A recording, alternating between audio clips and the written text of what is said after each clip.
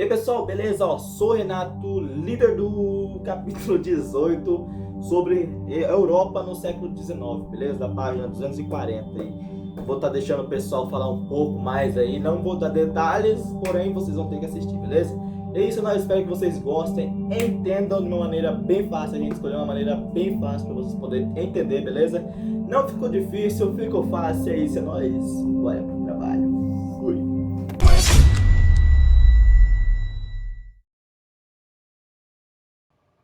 Nacionalismo é uma tese ideológica surgida após a Revolução Francesa.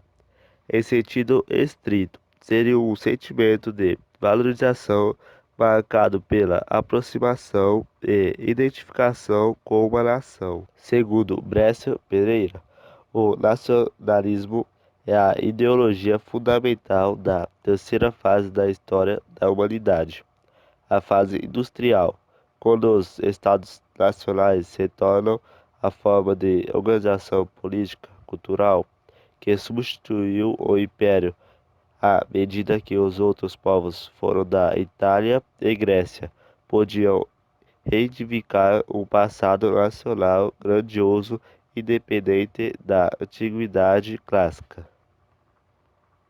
Costumam diferenciar-se do patriotismo devido a suas definições mais estreita. O patriotismo é considerado mais uma manifestação de amor aos símbolos do Estado, como o hino, a bandeira e suas instituições ou representantes. Aqui, ó, rapaziada, Renan na voz, e hoje a gente vai estar falando sobre o liberalismo, né? Como o próprio nome fala, né? Liberalismo, né? No caso, ele é uma teoria política, econômica e social, né? Em base nas ideias de liberdade individual e mercantil, em que toda a população deve ter direitos humanos iguais para garantir a livre concorrência no mercado, né? Nesse sentido, os governos adeptos ao liberalismo econômico e político devem promover a liberdade singular e evitar imposições estatais, desenvolvendo uma sociedade justa e igualitária para todos, inclusive na distribuição de serviços e recursos públicos. Desta forma, uma das bases fundamentais do modelo é o individualismo, tendo em vista a sua prioridade em frente ao coletivo. Em outras palavras, ao não considerar a hierarquia social, cada ser humano se torna livre e igual perante ao Estado e, portanto, vive em função das suas próprias necessidades. É possível perceber que esse movimento teve início com o Iluminismo e as revoluções burguesas europeias, no intuito de acabar com a monarquia e as suas formas de controle social.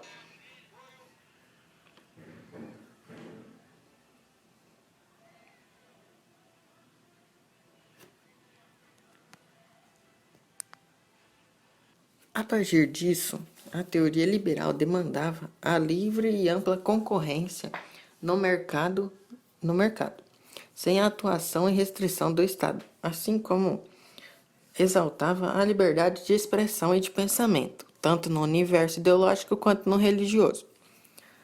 No entanto, embora o discurso manifestasse a importância do desenvolvimento de direitos iguais com a livre concorrência econômica, as sociedades foram se tornando cada vez mais desiguais, ocasionando problemas políticos e econômicos, que, em conjunto com a destruição social da Primeira Guerra Mundial e as concorrentes socialistas e comunistas, levou o liberalismo ao fracasso.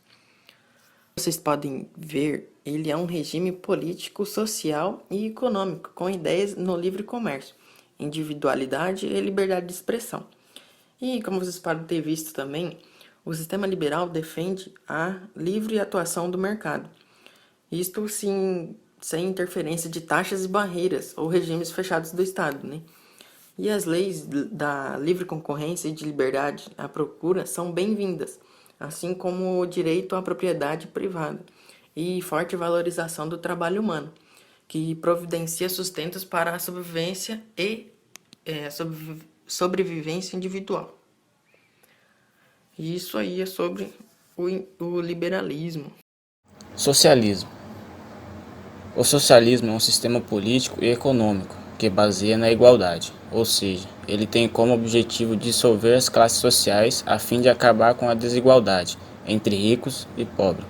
Para isso, sugere a extinção de propriedade privada, economia planificada, distribuição igualitária de renda, entre outras medidas. O Estado continua existindo em uma sociedade socialista, porém com o intuito de garantir a igualdade entre todos. Ele centraliza os meios da produção e prevê o bem-estar social. Para alguns pensadores, o socialismo é uma forma de enxergar o comunismo. Nele não haveria mais necessidade do Estado como garantia da igualdade. A própria comunidade faria a gestão da sociedade. No socialismo, ocorreu correntes políticas que, de modo geral, eram criticadas pela exploração de trabalhadores e injustiça da sociedade capitalista. O socialismo surgiu no final do século XVIII, em meio à primeira revolução industrial. A sociedade capitalista estava se desenvolvendo e com isso surgiram novas classes sociais, o que aumentou a miséria e desigualdade entre as classes. Socialismo utópico. O socialismo utópico surgiu na França no século XIX, durante a Revolução Industrial. O liberalismo era predominante na época, o momento era de miséria e exploração da população. Foi nesse contexto que os pensadores Charles, Simon e Robert fundaram o socialismo utópico.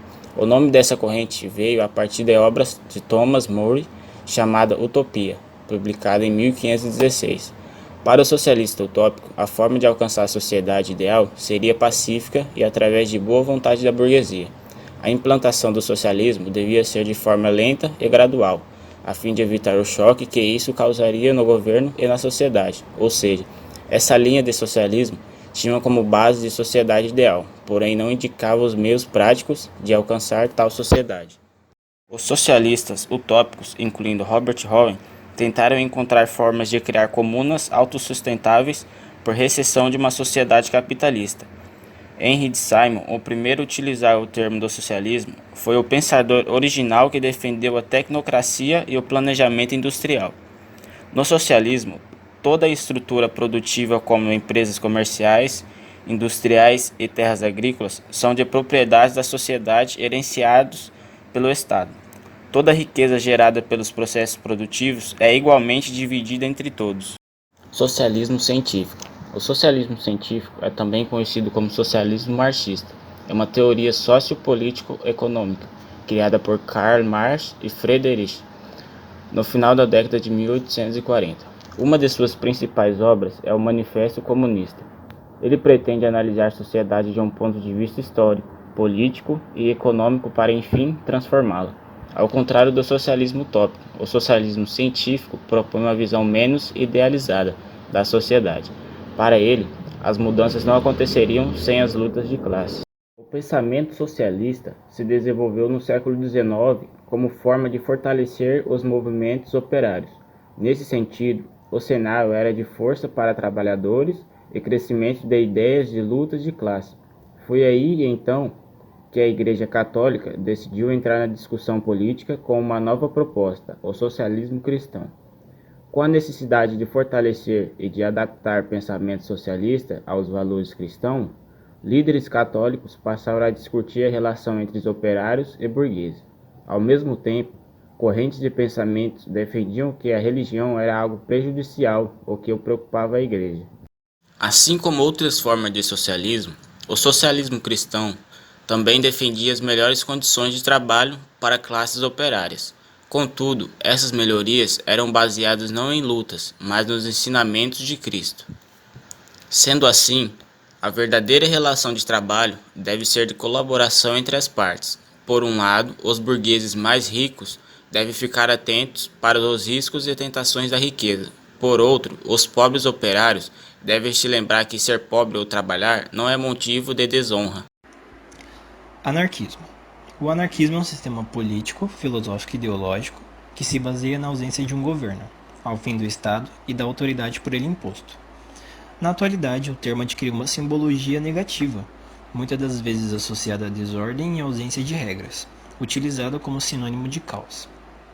Entre os principais representantes dessa ideia, destacaram-se Joseph Proudhon e Mikhail Bakunin. Proudhon afirmava que a existência de propriedade privada era considerada um roubo, uma vez que a propriedade era obtida por meio da exploração do trabalho alheio. Ele defendia a igualdade e a liberdade individual para todas as pessoas. Afirma que deveriam viver em uma sociedade harmônica, livre do Estado, onde todos cooperariam com o bem-estar coletivo. Já Bakunin atuou em algumas revoltas ao longo do século XIX e influenciou a ação de outros anarquistas em diversos países. Para ele, a propriedade privada dos meios de produção deveria ser abolida, onde tudo deveria pertencer exclusivamente para a coletividade, formada por pessoas livres que produziam seus próprios recursos necessários para a própria sobrevivência. Resumindo no geral as características anarquistas, podemos citar liberdade e autonomia individual, propriedade coletiva, autogestão, autodisciplina e responsabilidade, a educação libertária, harmonia e solidariedade. Anarquismo no Brasil. As ideias anarquistas chegaram ao Brasil no século XX, trazidas através de imigrantes europeus, que acabou favorecendo no desenvolvimento de vários movimentos sociais. Como posso citar um exemplo, a greve dos operários de São Paulo e Rio de Janeiro.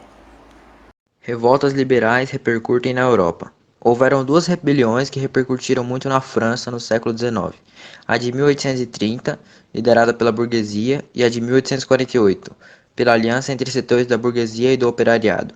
Essas rebeliões geraram novas revoltas em diversos países da Europa.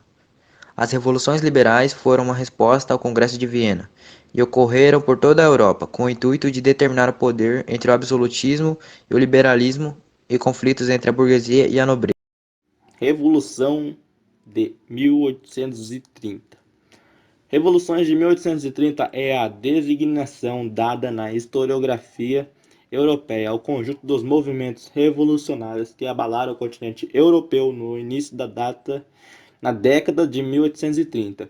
O movimento se iniciou-se em 1830, na França, com um levantamento que ficou conhecido como a Revolução dos 3 Dias Gloriosos.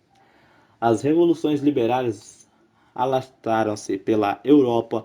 A Bélgica se libertou da Holanda e houve tentativas fracassadas de unificação da Alemanha e da Itália e de libertação da Polônia. O movimento teve também como posteriores repercussões em Portugal e Espanha. No Brasil, no dia 7 de abril de 1831, um forte movimento de oposição popular levou o imperador Dom I à abdicação. Em 1829, a Grécia já se libertará da dominação turca. A data que se iniciou a Revolução de 1830 foi dia 27 de julho de 1830 a 29 de julho de 1830. Então, durou muito pouco anos aí, né? E o local exato onde aconteceu foi na França. Expansão da Revolução. A Revolução de 1830 na França teve um caráter apenas liberal, isto é, anti-absolutista. Sua expansão para outras regiões da Europa, porém, assumiu também um caráter nacional, opondo-se a diretrizes do Congresso de Viena, que havia colocado várias nacionalidades sob o domínio de algumas potências europeias. Revolução de 1848. A partir de 1846, uma sucessão de problemas econômicos e dificuldades políticas fizeram desmoronar as forças de sustentação do governo de Luiz Felipe. A crise se manifestou, por exemplo, no aumento de miséria nas más colheitas agrícolas, na queda da produção industrial, nas greves dos operários e nas campanhas de reformulação do sistema eleitoral. Então foi que a burguesia liberal e o operariado reuniram-se temporariamente contra o governo. Um grande levante de trabalhadores, estudantes e dos setores de Guarda Nacional derrubaram Luiz Felipe do poder na chamada Revolução. A Comuna de Paris, considerada por alguns estudiosos a primeira república proletária da história, adotou uma política de caráter socialista, baseada nos princípios da Primeira Internacional dos Trabalhadores. Tanto Marx quanto Engels argumentaram que a Comuna de Paris foi um exemplo da ditadura do proletariado. Proposta da Comuna de Paris.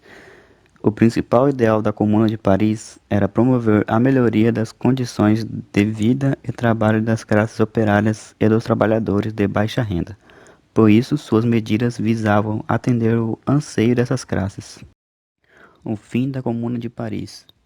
Seu desmantelamento se deu com extensa execução dos dissidentes. De acordo com a Enciclopédia Barça, mais de 20.000 comunardos foram executados pelas forças de Thiers.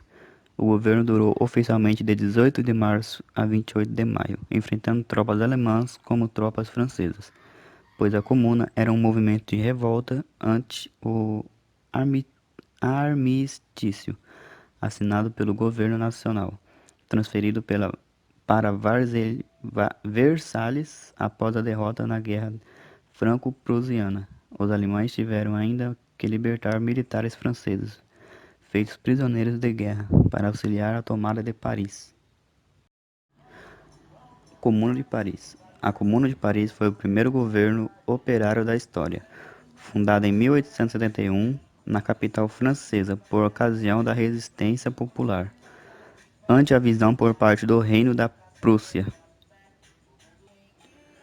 A história moderna registra algumas experiências do regime auto-intitulados comunais, impostos por grupos dissidentes em cidades específicas. A mais relevante delas, a Comuna de Paris, veio no bojo da Insurreição Popular de 18 de março de 1871, durante a Guerra Franco-Prussiana. Unificação da Itália. A unificação da Itália, ou ressurgimento como preferem os italianos, foi liderada pelo rei de Piemonte Sardenha. Primeiramente, o ministro realizou um breve processo de modernização a respeito da unificação. O Cândido de Cavour, que foi o primeiro-ministro do reino de Piemonte Sardenha, sabia que obrigatoriamente deveria haver um enfrentamento contra a Áustria. Para esse enfrentamento, ele procurou o apoio francês. Juntos, os franceses e sardo-piemonteses lutaram contra o austríaco na Segunda Guerra de Independência Italiana, em 1859. Essa guerra, vencida pelo reino sardo-piemontês, permitiu-lhes anexar o reino de Lombardia. Com a derrota austríaca, outros reinos italianos rebelaram-se e expulsaram seus governantes austríacos e, após um plebiscito, também se anexaram ao reino de Piemonte-Sardenha. O sucesso no confronto contra os austríacos garantiu ao rei Vítor Emanuel II o apoio de republicanos influentes como Giuseppe Mazzini e Giuseppe Garibaldi. Esse apoio republicano ao movimento de unificação de Piemonte aconteceu por causa do enfraquecimento dos republicanos após o fracasso de 1848. Com isso, Garibaldi conduziu uma rebelião no reino de duas Cilícias, no sul da Itália, e depois de conquistar a região, entregou-se ao Pátio de Piemonte. Com o crescimento dos territórios conquistados por Vítor Emanuel, autodeclarou-se o rei de toda a Itália em 1861. Os seguintes passos desse rei garantiriam-se ainda o controle sobre a região de Veneto, que tinha se aliado com os prussianos durante a Guerra Auto-Prussiana em 1866. Por fim, a retirada das tropas francesas dos Estados Pontifícios por causa da Guerra Franco-Prussiana permitiu aos italianos invadirem e conquistarem a cidade de Roma. A invasão dos Estados Pontifícios provocou a insatisfação da Igreja Católica, que não reconhecia a autoridade de Vítor Emanuel II. A invasão dos Estados Pontifícios provocou a insatisfação da Igreja Católica, que não reconhecia a autoridade de Vítor Emanuel II. Esse desentendimento somente foi solucionado em 1929, quando o Tratado de Latrão, assinado entre a Igreja de Benito Mussolini, possibilitou o surgimento do Estado Vaticano. As últimas regiões foram anexadas do território italiano após a Primeira Guerra Mundial, em 1919.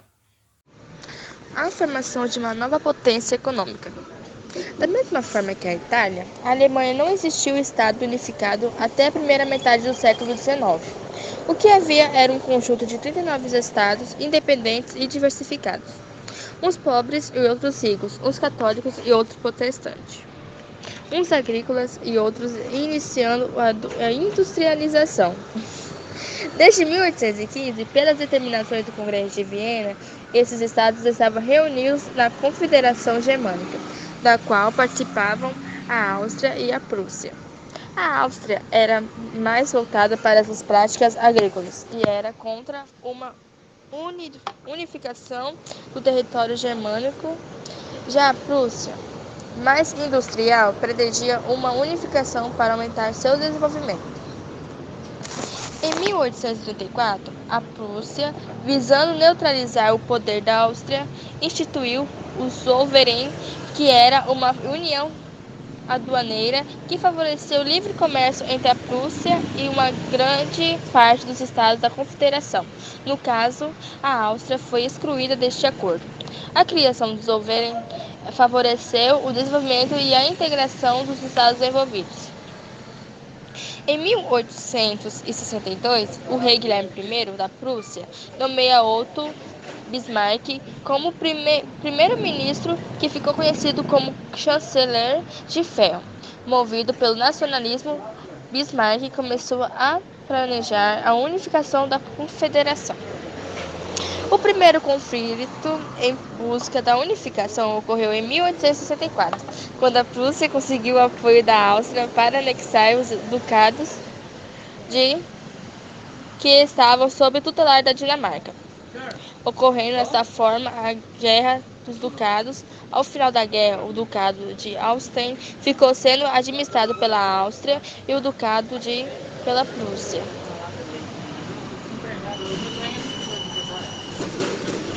Após a conquista do Ducado, a Prússia acusou a Áustria de má administração no Ducado de Holstein, buscando dessa forma começar uma guerra contra a Áustria e incorporar o seu ducado. Assim, em 1866, iniciava a Guerra Austro-Prussiana com a Guerra das 7 Semanas. A Áustria conseguiu o apoio de alguns estados germânicos, como a Baviera, Hanover e Saxônica. Já a Prússia conseguiu o apoio de Bremen, Hamburgo e Limburg, além de uma aliança feita com o Reino da Itália. A Prússia saiu vitoriosa da guerra. Como consequência, a Confederação Germânica foi desenvolvida e instituída a Confederação Germânica do Norte.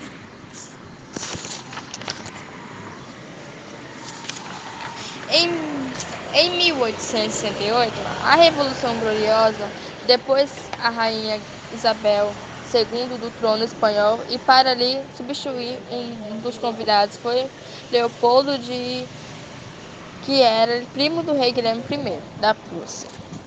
Napoleão III, o imperador da França, não gostou da ideia, já que uma aliança entre Espanha e Prússia aumentaria ainda mais o poder e a influência da Prússia.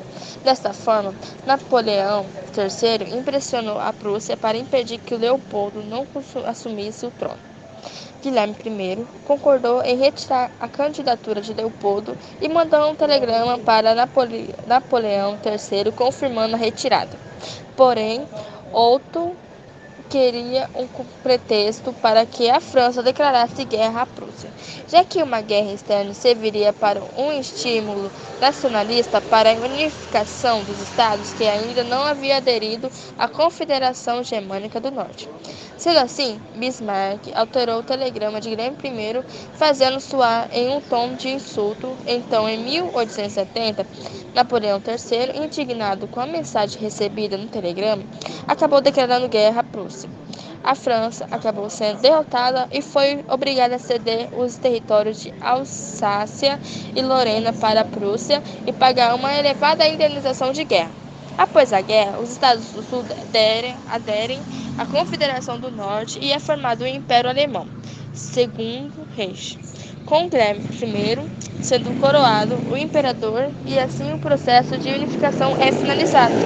Em 1834, foi dado um dos primeiros passos para promover a unidade dos Estados germânicos.